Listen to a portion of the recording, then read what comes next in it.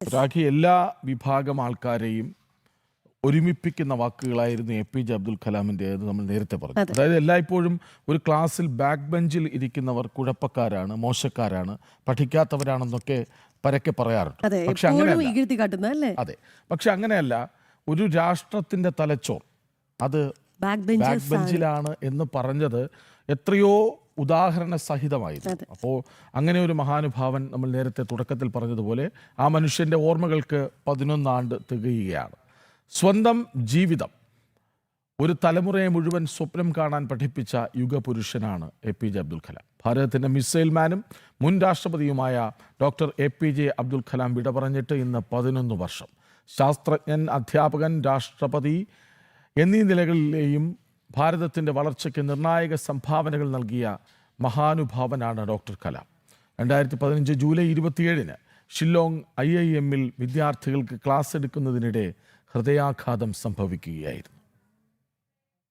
കണ്ണടച്ച് കാണുന്നതല്ല സ്വപ്നം, നമ്മളെ ഉറങ്ങാൻ സമ്മതിക്കാത്തതാണ് യഥാർത്ഥ സ്വപ്നമെന്ന് ഒരു തലമുറയാകെ ഓർമ്മിപ്പിച്ച യുഗപുരുഷൻ ഡോക്ടർ APJ അബ്ദുൽ കലാം വിട പറഞ്ഞിട്ട് ഇന്ന് 11 വർഷങ്ങൾ.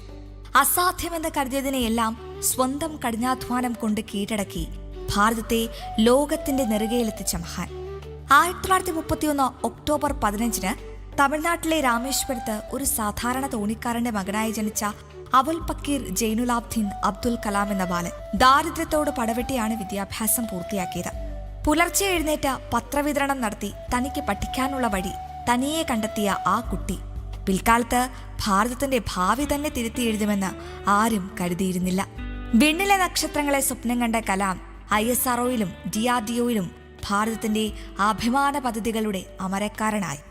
SLV-3 ഉപഗ്രഹ വിക്ഷേപണ വാഹനത്തിന്റെ വിജയത്തോടെ നമ്മുടെ രാജ്യത്തെ ബഹിരാകാശ വൻ ശക്തികളുടെ പട്ടികയിലേക്ക് അദ്ദേഹം ഉയർത്തി. അഗ്നിയും പൃഥ്വിയും ഉൾപ്പെടെയുള്ള മിസൈലുകൾ വികസിപ്പിച്ചെടുത്ത ഇന്ത്യയുടെ മിസൈൽ മാൻ എന്ന വിശേഷണം സ്വന്തമാക്കി. 1998 പൊക്രാൻ അറ്റമിക് പരീക്ഷണത്തിന് പിന്നിലെ ബുദ്ധികേന്ദ്രവും മറ്റാരുമായിരുന്നില്ല. 2002 ഭാരതത്തിന്റെ 11ാമത് രാഷ്ട്രപദവിയായി പദവിയിലേറ്റിയപ്പോൾ രാഷ്ട്രപതി ഭവന്റെ വാതിലുകൾ സാധാരണക്കാർക്കായി അദ്ദേഹം തുറന്നു. ജനങ്ങളുടെ രാഷ്ട്രപതി എന്ന വിളിപ്പേര് അദ്ദേഹം അന്വർത്ഥമാക്കി. കുട്ടികളായിരുന്നു അദ്ദേഹത്തിന്റെ ഊർജം. 1997 രാജ്യം ഭാരതരത്നം നൽകി അദ്ദേഹത്തെ ആദരിച്ചു. 2015 ജൂലൈ 27 തനിക്ക് ഏറ്റവും പ്രിയപ്പെട്ട അധ്യാപന ജോലിയിൽ ഏർപ്പെട്ടിരിക്കെ ഷില്ലോങ് IIM-ൽ പ്രസംഗിച്ചുകൊണ്ടിരിക്കെ ഹൃദയാഘാതം സംഭവിക്കുകയായിരുന്നു. മരിക്കുമ്പോൾ പോലും വിദ്യാർത്ഥികൾക്ക് മുൻപിൽ അറിവ് പകരുകയായിരുന്നു ആ മഹാനുഭാവൻ. ഭൗതികമായി നമ്മെ വിട്ടുപിരിഞ്ഞെങ്കിലും അദ്ദേഹം കൊളുത്തിവെച്ച ചിന്തകളുടെ വെളിച്ചം ഓരോ ഭാരതീയന്റെ മനസ്സിലും ഇന്നും അണയാതെ ജ്വലിക്കുന്നു. സ്റ്റോറി ഡെസ്ക്, ജനം.